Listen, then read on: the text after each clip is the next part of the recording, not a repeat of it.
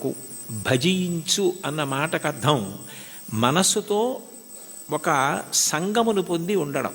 భజించడం అంటే ఆయన్ని పొగుడుతూ ఉండడం, స్మరిస్తూ ఉండడం. ఏది చేస్తున్నా కూడా భగవంతుడే స్మరణలోకి వస్తాడు.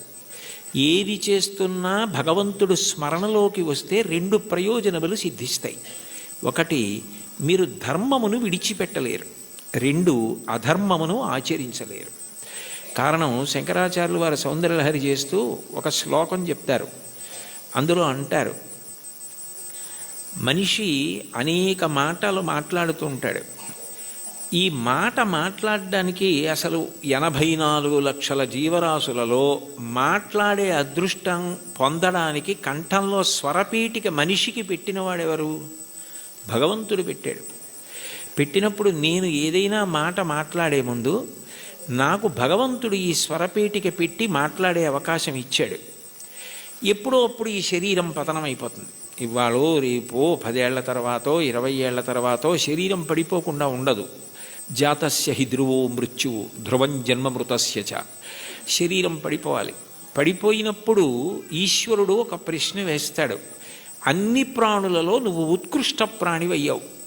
కారణం, 2 ఇచ్చాను. 1 బుద్ధి, 2 మాట. ఈ మాటని నువ్వు ఎంత బాగా ఉపయోగించావు అని అడుగుతాడు.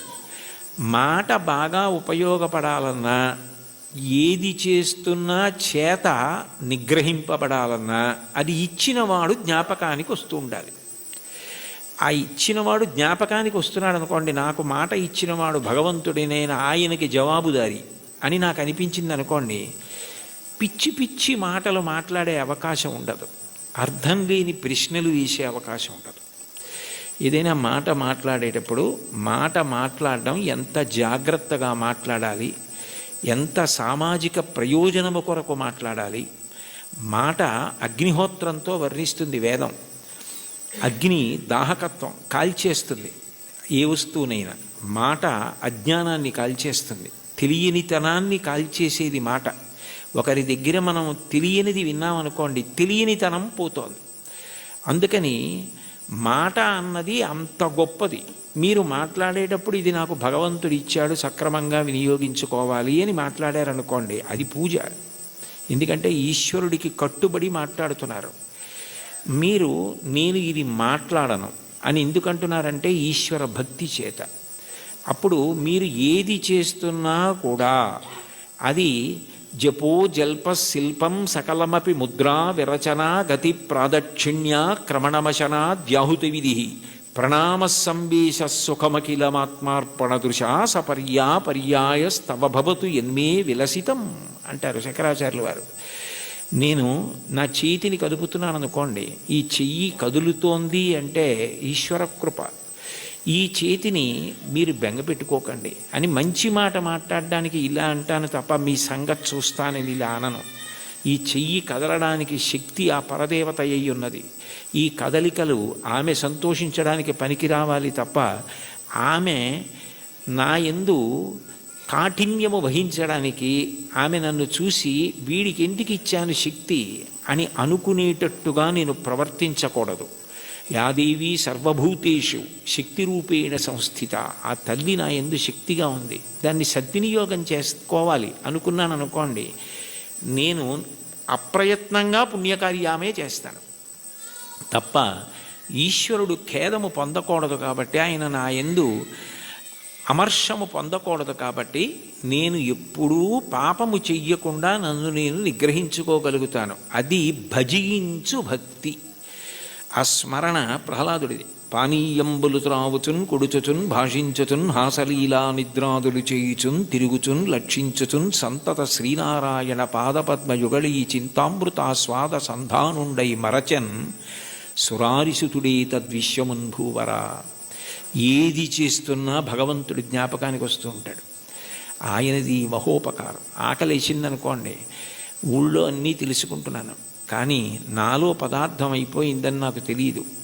మంటగా వస్తే తొందరగా తింటానని క్షుత్తు భరించలేని మంటగా ఆకలి రూపంలో వచ్చి నువ్వే పంటగా భూమి మీద పండి బ్రహ్మాండంలోది పిండాండంలో పడేస్తే జీర్ణం చేసి నేను తిన్న పప్పు కూర పచ్చడి పులుసు ఇవన్నీ లోపలికి వెడితే అహం వైశ్వానరో భూత్వా ప్రాణినాం దేహమాశ్రిత ప్రాణాపాన సమాయుక్తం పచాన్యన్నం చతుర్విధం పచనం చేసి జీర్ణం చేసి పిప్పిని తెల్లవారేటప్పటికీ సంవరణీకండరములు సడలిపోయి బయటికి వెళ్ళిపోయేటట్టు అనుగ్రహించగలిగావా అని ఎప్పుడూ స్మరణ చెయ్యగలిగిన వాడికి ఎప్పుడెప్పుడు ఆయన సేవ చేద్దామా అని అనిపిస్తుంది.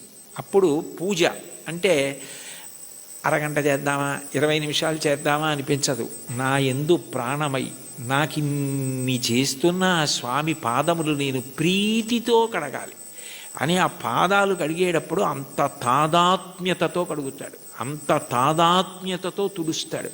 ప్రవర్తించేటప్పుడు అంత తాదాత్మ్యతతో భగవద్భక్తితో ప్రవర్తిస్తాడు. విశ్వమంతా విష్ణువుగానే చూస్తాడు.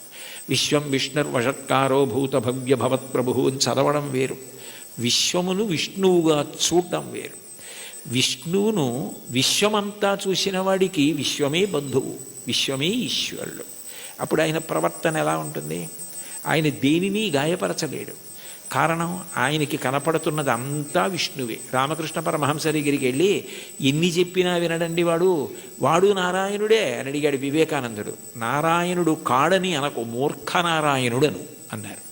అంటే అది భక్తి, అంతటా విష్ణువుని చూడగలగడం. అలా భజించి సేవించేటటువంటి వాళ్ళు ఎవరున్నారో వాళ్ళు తరించడానికి నిరోధించగలిగినది ఏముంటుంది అంటే అడ్డము కాగలిగినది బారుమాను అంటారు. మార్కండేయ కృతం సప్తశతి స్తోత్రంలో అర్గళా స్తోత్రం అని ఉంటుంది. అర్గళా స్తోత్రం అంటే బారుమాను నిరోధించున్నది అని. నిరోధించగలరా? ఆపగలరా? అట్లా సేవించగలిగిన వాడెవరున్నాడో, అటువంటి మనసు పొందినవాడెవరున్నాడో వాడు స్వామి యందు ఐక్యము కాకుండా ఆ భక్తియే చివరికి జ్ఞానమై మోక్ష కారణమవుతుంది. ఆయన యందు కలిసిపోతుంది. ఆ ప్రవహించిన భక్తి నది వెళ్ళి సముద్రమునందు కలిసిపోయినట్లు. భక్తికి చరమాంకం ఏమిటంటే ఈశ్వరుణ్ణి చేరిపోవడమే. దానికి ప్రతిబంధకాలు ఉంటాయి కానీ అడ్డలేవు. శంకరాచార్యులు వారు శివానంద లహరిలో ఒక అద్భుతమైన శ్లోకం చెప్తారు.